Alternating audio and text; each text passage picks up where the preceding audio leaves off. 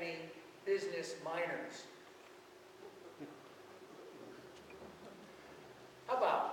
How many of you have taken a class, whether high school or university, in economics?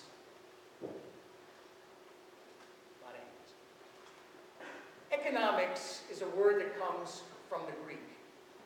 Oiko, which is house, and nomia, which is law. So house law or house rules, or even better, we could use the word housekeeping.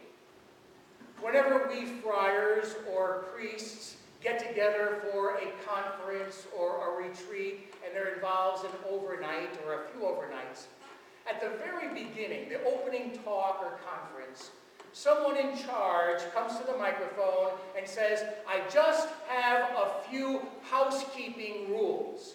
In other words, if you need more towels, or you need more soap, or if you need a blanket, it's kept here.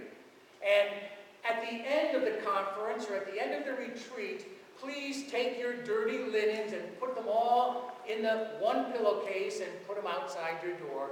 Those are our housekeeping rules. I guess at the beginning of a semester, housekeeping is very important. Whether you live in a dorm or an apartment or a suite, it's probably good for order to have housekeeping rules among you. Is that right? Housekeeping is very important in colleges and universities because it creates order and peace. People do housekeeping or house cleaning usually in the spring and in the fall maybe. I know I do both because I have to get rid of stuff all the time that you accumulate.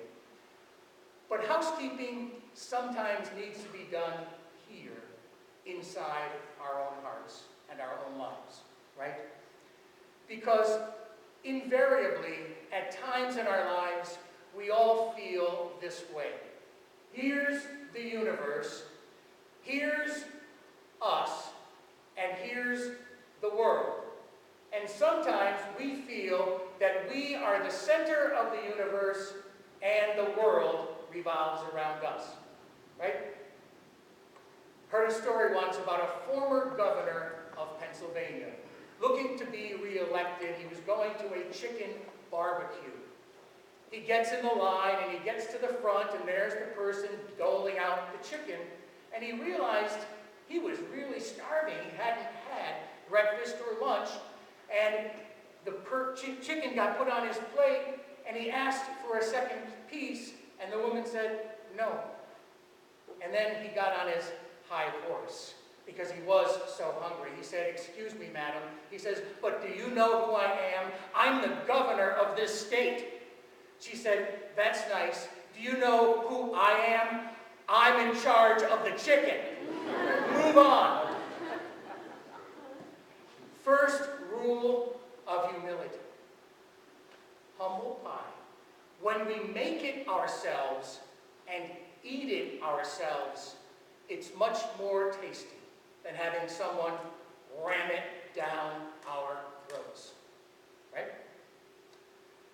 You know St. Augustine of Canterbury. His feast day was a couple of days ago, actually. St. Augustine of Hippo, not Canterbury. St. Augustine was once asked, what's the most important virtue? And Augustine replied, the first and most important is humility. And the person said, well, what's the second? He said, the second most important is humility.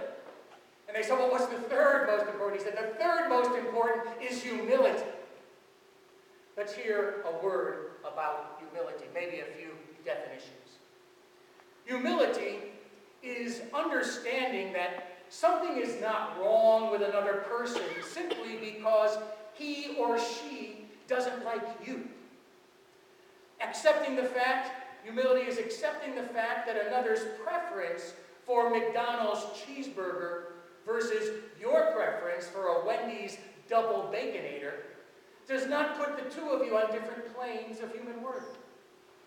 Humility is being willing to clean not only your bathroom, but someone else's bathroom as well. Humility is respecting the opinion of a teenager when you yourself are over 60. or being a teenager who appreciates the insight and wisdom of someone a little older than you. Humility is realizing that someone of the opposite political persuasion may be, just may be, more intelligent or compassionate or even more holy, and you being at peace with that. Humility is realizing that who you compare yourself to most often makes for a greater, more profound humility. So, rule number 2 for humility. Be careful who you compare yourself to. It's easy for us to compare ourselves to people we look down our noses upon, because then, of course, we feel superior. It's not so easy to compare ourselves to someone like Mother Teresa, or even to our own present Holy Father, who took the name Francis in the footsteps of Francis of Assisi, whose main virtue was humility. The only person we have any right comparing ourselves to is Jesus Christ, our model of discipleship. People have a lot of nice things to say about humility. The author of the first reading, Sirach, had some wonderful things to say. I even tweeted about one of those things this morning, the first tweet of the morning. Many people say good things about humility. We know that humility is truth. But 100 years ago, Ralph Waldo Emerson noted 3 qualities he deemed marks of true success. First, the ability to discern and appreciate beauty. Second, the ability to see the best in others. And third, a commitment to leaving the world a better place. Notice that he doesn't say success comes in having the best seat at the table, or having the most possessions, or belonging to the best organizations or clubs.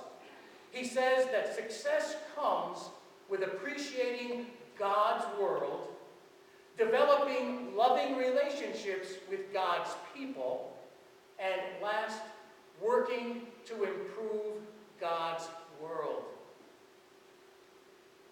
Third rule of humility. Be willing to thank the people that help you to get to where you are now. I'd actually like to make that a homework assignment. First, Alex Haley of Roots fame, 1976, has a picture on his wall that looks like this. It's a turtle sitting on a fence post. A turtle sitting on a fence post. Now, you and I both know that there's no way that turtle ever climbed up there all by itself, right? That turtle needed help to get on that fence post. A reminder to Alex Haley and to all of us, we always need help to where we are going. We always have had help to get to where we are. Last and final rule of humility. Be grateful. Be thankful for all that you have and all that you are. And you'll live good and happy lives. The assignment: call, text, email anyone who's helped you to get to where you are right now in your life.